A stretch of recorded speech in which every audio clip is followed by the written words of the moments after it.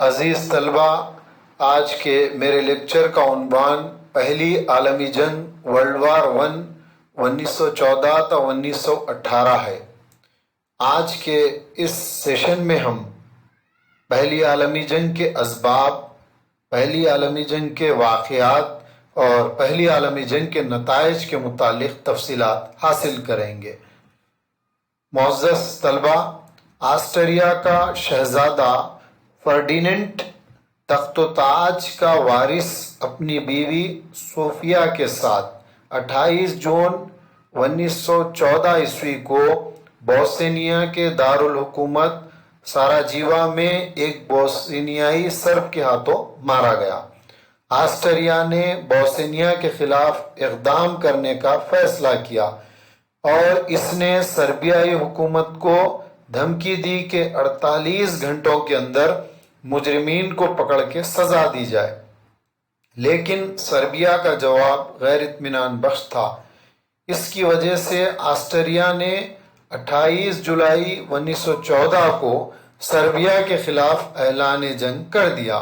Serbia اور Austria کی اس چھوٹی سی جنگ میں بتدریج تمام یورپی ممالک شامل ہو گئے اور یہ جنگ ایک خونریز جنگ میں تبدیل ہو گئی، جسے ہم پہلی عالمی جنگ یا پہلی جنگ عظیم بھی کہتے ہیں۔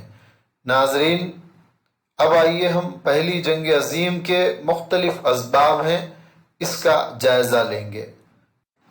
پہلی عالمی جنگ کے اسباب جارحانہ قومیت، سامراجیت، عسکریت، خفیہ معاہدے، جرمنی کی ذمہ داری، بلخان کی سیاست، پروپیگنڈے کی مہم اور جنگ کا فی سبب آسٹریا کے شہزادے کا قتل ہے۔ جارحانہ قومیت: جرمنی اور اطالیہ جیسے نئے آزاد ممالک نے یورپ کے توازن قوت کو تبدیل کر دیا۔ ان ممالک نے شدید قومیت کے جذبات کے تحت سے آزادی حاصل کی تھی۔ ان ممالک کی عوام کو اپنی نسل پر فخر تھا۔ جرمنی اور انگلستان کے درمیان نسلی احساسات کی بنیاد پر تعلقات میں کشیدگی پیدا ہو گئی۔ یہ دو ممالک بھی دنیا پر اپنی برتری قائم کرنے کے لیے بے چین تھے۔ اس کی وجہ سے دونوں میں ہتھیاروں کی دوڑ پیدا ہو گئی۔ جرمنی کی بحری طاقت کی وجہ سے انگریز مضطرب تھے۔ جارحانہ قومیت نے افریقہ، ایشیا، بالخصوص بلخان میں پریشان کن صورتحال پیدا کر دی۔ الساس اور لورین کے چھن جانے کے بعد فرانسیسی عوام کے قومیت کے جذبے کو ٹھیس پہنچی اور وہ جرمنی کے بدترین دشمن ہو گئے۔ اطالیہ کے عوام آسٹریا کی حکومت میں رہتے ہوئے آزادی کا خواب دیکھنے لگے اور اطالوی بولنے والوں پر ایک مشتمل ملک کی آرزو کرنے لگے۔ اس طرح سارا یورپ ایک ماچس کی ڈبیا میں تبدیل ہو گیا۔ عزیز طلبہ، جو پہلی عالمی جنگ کا سبب تھا وہ جارحانہ قومیت تھی۔ جو جرمنی اور اٹلی نے نئے آزاد ممالک نے یورپ کے توازن قوت کو تبدیل کر دیا اور انہوں نے دراصل انگلستان کو ایک قسم کا چیلنج کیا اور جرمنی اور انگلستان میں نسلی برتری کے سبب تعلقات میں کشیدگی پیدا ہو گئی، جس کی وجہ سے دونوں میں ہتھیاروں کی دوڑ پیدا ہو گئی۔ جرمنی کی طاقت اس کی بحری فوج تھی، اس لیے انگریز جرمنی کی بحری طاقت سے بے چین تھے۔ اس کے علاوہ جارحانہ قومیت نے افریقہ، ایشیا اور خصوصاً بلخان میں بھی پریشان کن صورتحال پیدا کر دی۔ الساس اور لورین کو جرمنی نے حاصل کر لیا تھا، جس کے سبب فرانسیسی عوام کے قومیت کے جذبات کو ٹھیس پہنچی اور وہ جرمنی کے بدترین دشمن ہو گئے۔ ناظرین، اس طرح سارا یورپ ایک ماچس کی ڈبیا میں تبدیل ہو گیا۔ اس جنگ کا ایک اور اہم سبب خفیہ معاہدے بھی تھے۔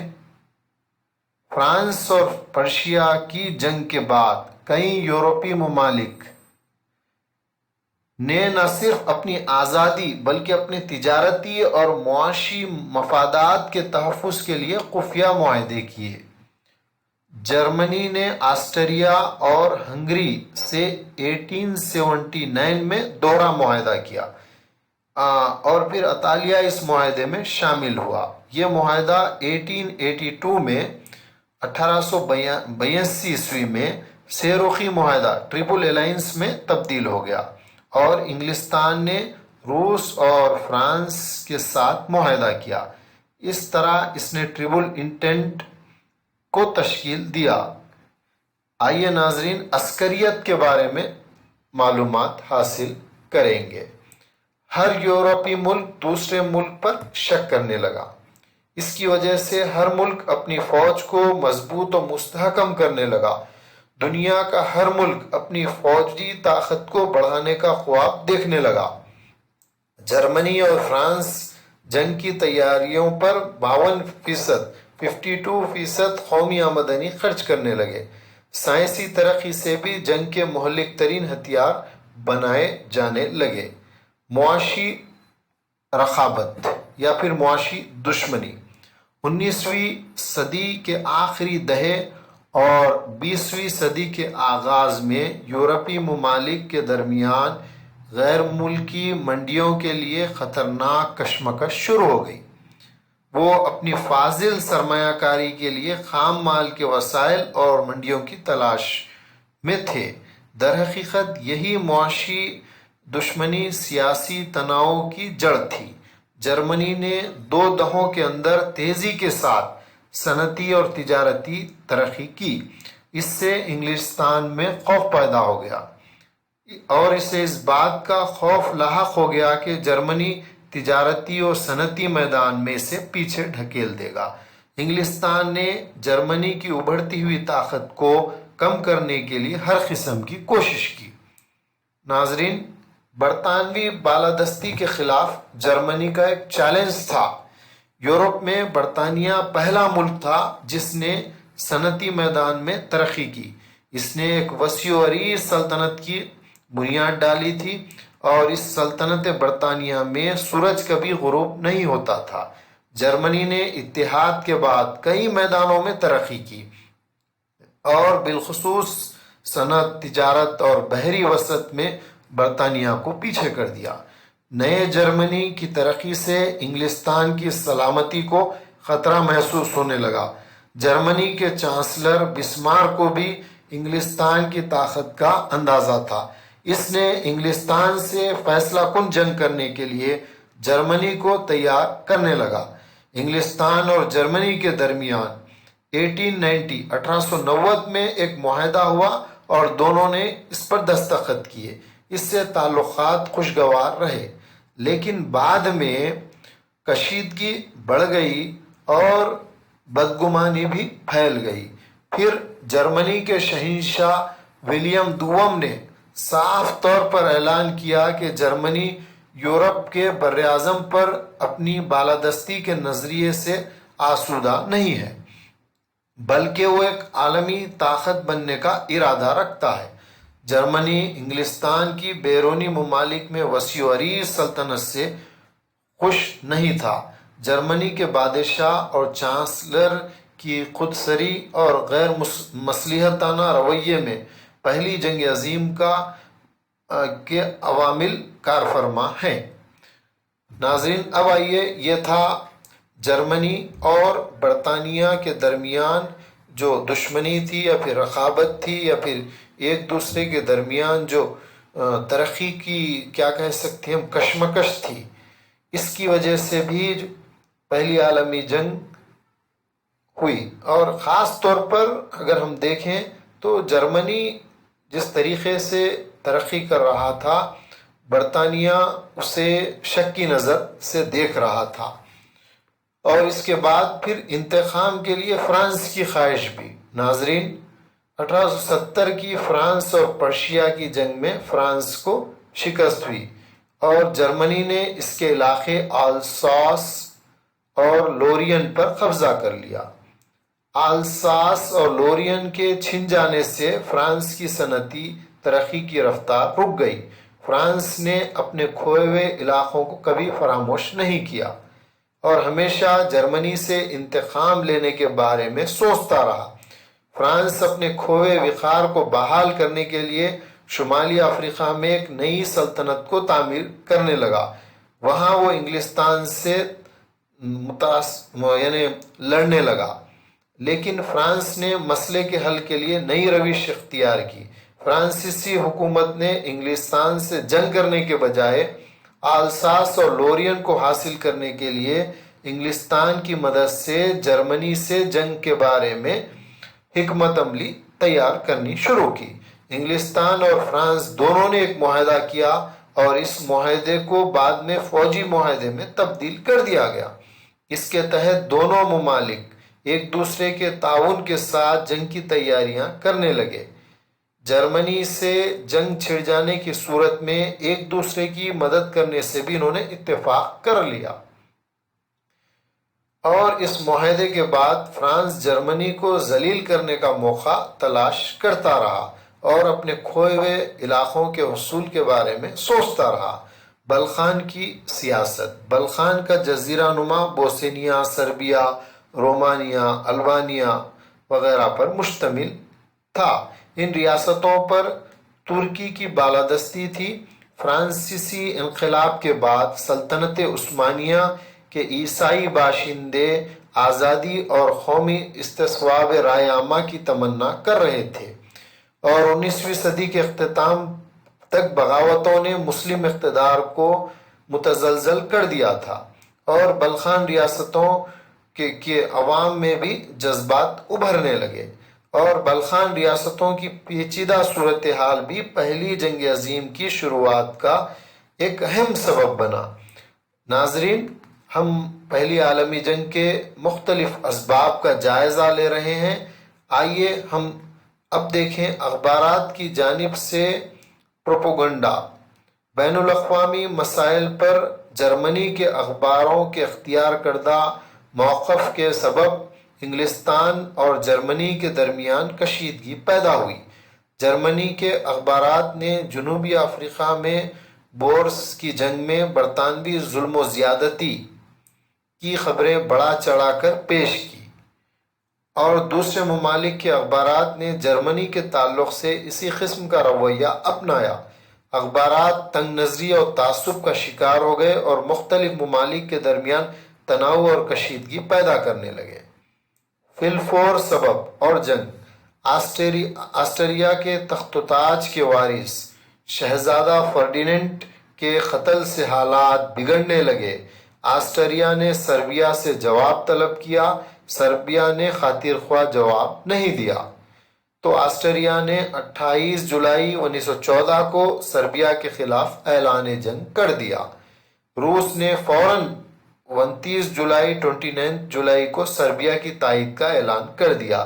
اس نے اپنی فوجوں کو جرمنی اور آسٹریا کی سرحدوں پر روانہ کر دیا۔ جرمنی نے روس کے خلاف اعلان جنگ کر دیا۔ فرانس روس کا حلیف تھا، اس نے جرمنی کے خلاف اعلان جنگ کر دیا، اور جرمنی نے بیلجیم پر حملہ کر دیا۔ بیلجیم ایک ناوابستہ ملک تھا۔ انگلستان نے بیلجیم پر جرمنی کے حملے کی وجہ سے جرمنی کے خلاف اعلان جنگ کر دیا۔ بہرحال آسٹریا نے سربیا کے خلاف اعلان جنگ کیا تھا۔ اس طرح وہ بھی پہلی جنگ عظیم میں شامل ہوا اور یہ عالمی جنگ کا آغاز ہو گیا۔ پہلی جنگ عظیم کی جو اہمیت تھی، پہلی جنگ عظیم 1914 میں شروع ہوئی اور غالباً 11 نومبر 1918 تک چلتی رہی۔ 5 یورپی عظیم طاقتیں جیسے انگلستان، فرانس، آسٹریا، جرمنی اور اطالیہ اپنی نوآبادیوں کے ساتھ جنگ میں ملوث رہے، اور یہ جنگ جو ہے تقریباً 4 سال کے عرصے تک چلتی رہی، اور اس میں نہ صرف یورپ کی چھوٹی چھوٹی ریاستیں بلکہ دنیا کے تمام لوگ راست یا بالراست شامل رہے۔ ترکی مرکزی طاقتوں کی تائید کرتے ہوئے اکتوبر 1914 میں جنگ میں شامل ہوا۔ اسی طرح رومانیہ، پرتگال اور یونان 1917 میں شامل ہو گئے، اور ریاست ہائے متحدہ امریکہ اور کئی جنوبی امریکہ کی ریاستیں اور چین بھی اس جنگ میں شامل ہوئے، سوائے سوئٹزرلینڈ، اسپین اور چند بحر الکاہل کے جزیرے اور چند افریقی ریاستوں کو چھوڑ کر باقی ساری دنیا جنگ میں شامل تھی۔ ناظرین، ہم پہلی عالمی جنگ کے اسباب کے متعلق معلومات حاصل کر رہے تھے۔ پہلی عالمی جنگ جس کا آغاز آسٹریا کے شہزادے کے قتل کے بعد ہوا اور یہ 1918 تک چلتی رہی۔ پھر ہوا کیا کہ ناظرین، پہلی جنگ عظیم کے جو نتائج تھے وہ بھی کافی اہمیت کے حامل ہیں۔ جرمنی کا قیصر ولیم دوم جو جنگ کا ذمہ دار تھا، اسے اتحادیوں نے شکست دی۔ وہ اپنی جان بچانے کے لیے ہالینڈ فرار ہو گیا۔ ناظرین، جو مرکزی قوتیں تھیں اس میں آسٹریا ہنگری سلطنت، جرمنی اور پھر ترکی سلطنت شامل تھے، اور اتحادی قوتوں میں روس، فرانس، برطانیہ، امریکہ اور جاپان وغیرہ شامل تھے۔ اور اس پہلی عالمی جنگ میں مرکزی قوتوں کو شکست دی گئی اتحادی قوتوں کی جانب سے۔ اور اس کے بعد کیا ہوا کہ روس کی دستبرداری ہوئی جب اس جنگ میں، کے بعد مرکزی طاقتوں نے فائدہ اس کا حاصل کیا، لیکن انگلستان اور فرانس کی تائید کرتے ہوئے ریاست ہائے متحدہ امریکہ کے جنگ میں شامل ہونے کے بعد 1917 میں مرکزی طاقتوں کی امیدوں پر پانی پھر گیا۔ آسٹریا اور ہنگری نومبر میں جنگ سے دستبردار ہو گئے۔ بلغاریہ سپٹمبر 1918 میں اس نے ہتھیار ڈال دیے، اور 11 نومبر 1918 میں مغربی محاذ پر جرمنی اور اس کے مغربی حریفوں کے درمیان ایک التوائی جنگ کا معاہدہ ہوا۔ شکست خوردہ ممالک کے ہتھیار ڈالنے کے بعد کامیاب ممالک کے سیاستدانوں نے امن کے معاہدے کو ترتیب دینے کی کوشش کی، اور اس طرح پہلی عالمی جنگ میں مرکزی قوتوں کو شکست دی گئی۔ اور اس کے بعد پہلی جنگ، ہم بات کر رہے تھے پہلی جنگ عظیم کے نتائج کے متعلق۔ جرمنی کا قیصر ولیم جو دراصل جنگ کا ذمہ دار تھا، یہ اپنی جان بچانے کے لیے ہالینڈ فرار ہو گیا، اور جرمنی میں سوشلسٹ جمہوریہ قائم کی گئی۔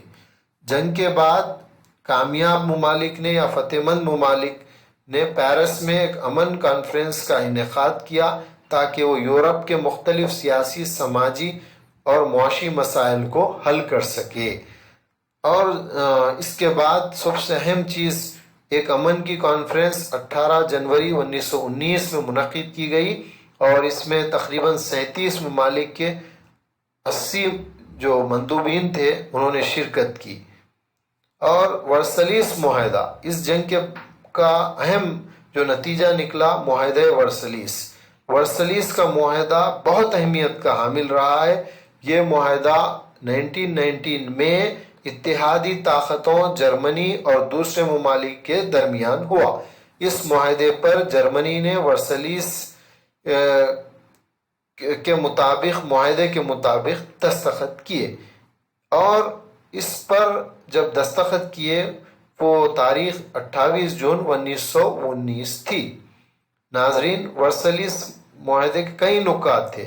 پہلا، علاقائی بندوبست، دوسرا فوجی بندوبست، تیسرا معاشی بندوبست، چوتھا قانونی گنجائش، پانچواں سیاسی گنجائش وغیرہ۔ اور دیکھا گیا تو اس کے علاوہ تاوان جنگ کے نقصانات کی جو پابجائی ہے یا پھر ترک اصلاح ہے، یورپ کی اثر نو سیاسی تشکیل اور مجلس اقوام کا قیام، یہ بھی پہلی عالمی جنگ کے اہم نتائج ہے۔ ناظرین، اب آئیے علاقائی بندوبست۔ جرمنی نے الساس اور لورین کو فرانس کے حوالے کر دیا۔ جرمنی نے فرانس کو وادی سار میں 15 برس تک کوئلے کی کانوں سے استفادہ کرنے کا حق دیا، چونکہ جرمنی نے شمال میں فرانس کے کوئلے کی کانوں کو تباہ کیا تھا۔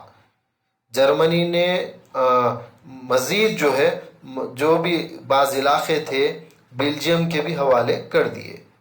مغربی پرشیا کا ایک حصہ پولینڈ کے حوالے جرمنی نے کر دیا، اور مجلس اقوام کی نگرانی میں ڈانزگ کے ایک حصے کو بین الاقوامی درجہ دیا گیا اور اسے آزاد شہر بنایا گیا۔